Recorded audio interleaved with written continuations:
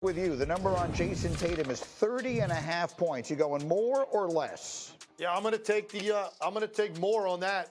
30.5 points. He's done it, I think, 3 of the last 4 games. And I think Indiana's going to have a hard time guarding him the entire series. He's just a tough matchup for them individually for all of their perimeter players. I think Boston, and you saw that in game 1, Jaylen Brown, Tatum, Drew Holiday, all of those guys had their way. I think 30.5 is a good number for Jason Tatum. I think he goes over it. So many possessions in these games, too, so more opportunity for scoring. So, Alan, the number on Jaylen Brown is 25.5, more or less. 100% you're going over on this one, and here's why. First of all, I had 26 in game 1 on 20 shots. But if Aaron Nesmith is guarding Tatum, who's guarding Jaylen Brown? I mean, you see Obi Toppin on him right there, but is it Halliburton? I mean, he's going against guys. That's a mismatch because it's a big. If you got Halliburton on him, he's going to crush him as well. And that amazing shot. He's going to continue to score. He's got to be aggressive. All right, and we're not having Windy do any of these for obvious reasons as he's covering this series, so I'll take the third one. The total on Tyrese Halliburton is 19.5 points, and I will definitively say more, any number of reasons. But the biggest one for me, Alan, and you were there watching all of them, he had several clunkers in that series against the Knicks, and each time he bounced back big. Yeah, he did. Particularly after game 1. All about for him being aggressive with the scoring. A lot of times he tries too hard to be a playmaker, get other guys involved, but for Tyrese Halliburton, it's about looking for his offense. Yeah, that's what I expect him to do tonight, and I expect him to go way over that. Check out promos like Seeing Green. It's exclusively in the ESPN Bet app. Also, if you agree with us and like those picks, there's a Get Up special on ESPN Bet right now for all 3 of those that we just gave you to hit. The totals, the mores on the Jason Tatum, Jaylen Brown, and Halliburton props. That's the Get Up special that's available right now. It's boosted to plus 650. Download the ESPN Bet app today. Okay, there's really only one question that remains to be asked about that game tonight. Legs, who wins and why? I like Indiana. I think that they got comfortable offensively against this team. I think they're confident they can continue to do that. Biggest thing is take care of the basketball. You cannot give Boston that many extra possessions. I think Indiana's going to play with desperation and, more importantly, confidence. I think we just lost Legs here. We're having some trouble with his audio feed. Al, let me come to you on that. He likes Indiana tonight. How about you? I like the Celtics tonight because the game they were giving away, which they do every series, was game 1, and they ended up being able to salvage it and get the win. They're not going to shoot poorly from 3. They're an excellent three-point shooting team. They normally don't. They're going to put up a high volume of those. They also understood what happened in game 1. They know they got away with 1. They take command of the series tonight. Legs, pick it up. We lost you there for just a brief moment. You like Indiana tonight? Tell us why. I do like Indiana. Here's why. I think they're confident offensively. Yeah, it's emotionally devastating what happened. Once you have a day to remove yourself from that and you get ready to get into game 2, all day of the game and going into when they leave the tunnel to run onto the court, they know they can operate offensively against this team. They don't fear them defensively. They're confident that all they have to do is clean up the turnovers. You can't give a team as good as Boston that many more opportunities where you have to defend them. And I think that's where the Pacers are going to be mentally. All in all, they had a lot go right for them in that first game. They just did not close the deal. That gives you a lot of confidence that you can get a road win, and I think they will. Again, we never ask Windman to make picks during the playoffs because he's covering all of this stuff for us. But what will you be watching specifically for tonight, Windy? What do you think will decide game 2?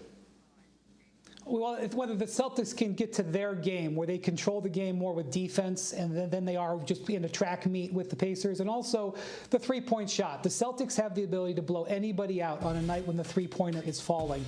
They did make 2 more threes than the Pacers in game 1, but the Pacers shot a better percentage. The three-pointer is everything to the Celtics. I expect them at some point in the series to get hot from there. If they do, this game can get lopsided. Now, we showed you earlier in this hour, Legs, we showed how game 2s have not been kind to the Celtics. They got blown out in game 2 in their last series by Cleveland. They lost game 2 in their previous series against Miami. They lost game 2 at home. All these games at home in last year's Eastern Conference Finals against Miami. Is that a factor in this? Is there something about that first adjustment that has worked against them in the past? Well, here's what I'm going to say that's different about the last 2 rounds. They won game 1 in both of those series comfortably.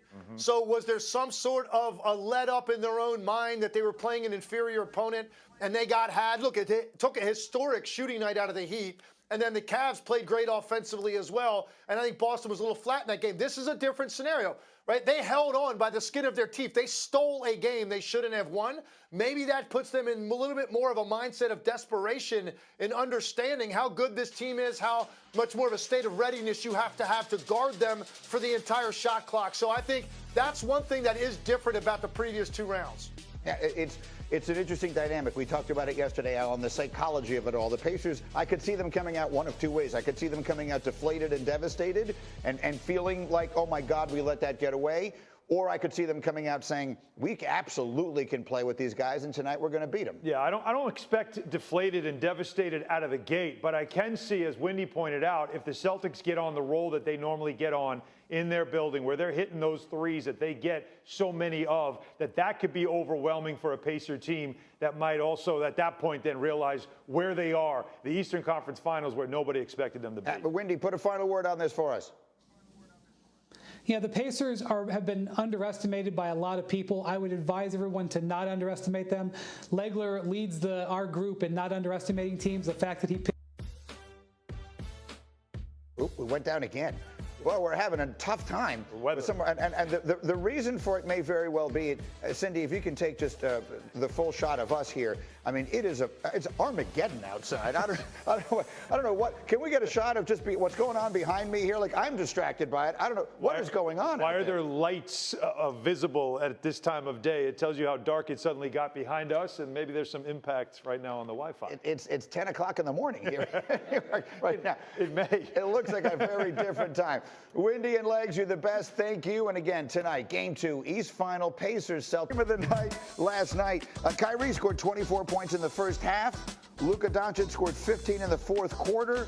Dallas takes out Minnesota on the road with a come-from-behind win in Game 1. And after the game, you're going to hear it here. It was a fascinating exchange on TNT with Barkley and those guys. Kyrie talking about all the motivation that was provided by Anthony Edwards. Listen to this.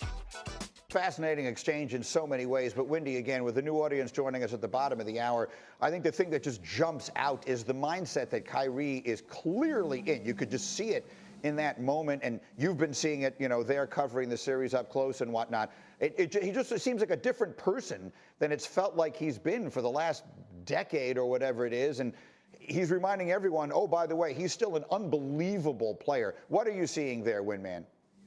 Yeah, he's very balanced. He's very focused, and I think showing up Ant, who he clearly has a lot of affinity for, a lot of the people in the league do. It was an ancillary benefit that he showed him up. I think was more impressive at how he read the game. He saw the way the Wolves were playing defense.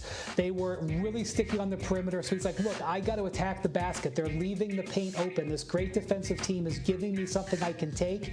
He took it, and it allowed the whole team to settle down and Luka to conserve energy for later. I am way more impressed with his game planning and his leadership than I am that him getting back at Ant Edwards.